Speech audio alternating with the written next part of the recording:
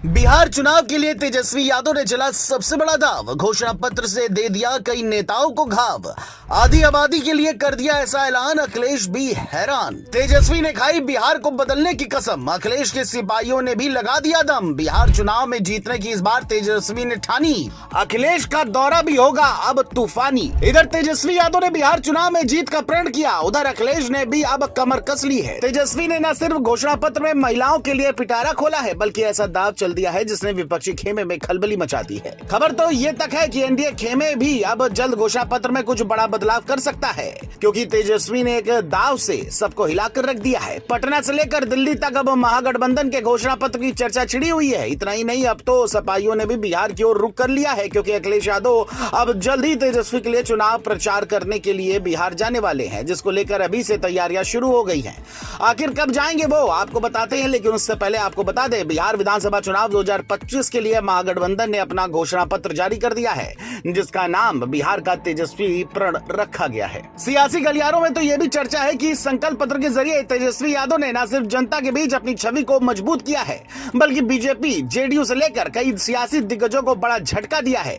महागठबंधन के मंच पर तेजस्वी यादव के साथ कांग्रेस नेता पवन खेड़ा, वीआईपी प्रमुख मुकेश सहनी और वाम दलों के नेता मौजूद रहे, जिन्होंने एक स्वर में कहा, अब वक्त बिहार को नया बनाने का है।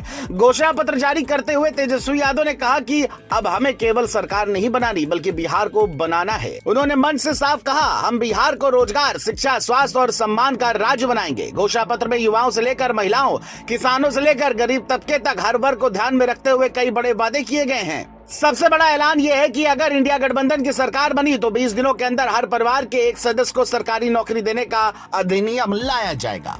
जानकारों का मानना है कि तेजस्वी के इस ऐलान ने विपक्ष को परेशान किया है, क्योंकि ये सीधे बिहार की बेरोजगारी पर चोट करता है, जो इस चुनाव का सबसे बड़ा मुद्दा बना हुआ है।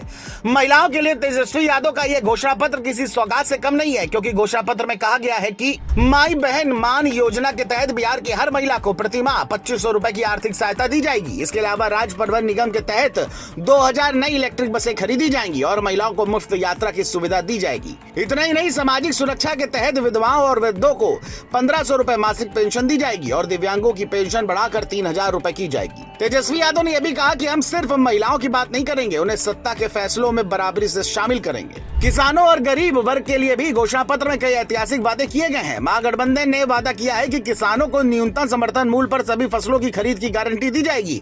हर व्यक्ति को 25 लाख रुपए तक का मुफ्त स्वास्थ्य बीमा मिलेगा और मनरेगा मजदूरी 255 से बढ़ाकर 300 रुपए की जाएगी। शिक्षकों और स्वास्थ्य कर्मियों की नियुक्ति उनके गृह जिले से 70 किलोमीटर के दायरे में की जाएगी, ताकि पलायन पर रोक लगे। वहीं हर परिवार को 200 यूनिट मुफ्त बिजली देने का वादा भी किया गया है। सियासी तौर पर इस घोषणा पत्र ने विपक्षी पार्टियों के माथे पर चिंता की लकीरें खींच दी हैं। इस बीच खबर है कि समाजवादी पार्टी के अध्यक्ष अखिलेश यादव भी बिहार में महागठबंधन के समर्थन में प्रचार करेंगे। अगर तेजस्वी का यह दाव सफल होता है तो न सिर्फ बिहार की सियासत बदलेगी, बल्कि 2027 के उत्तर प्रदेश के चुनाव में भी इसका असर देखने को मिलेगा।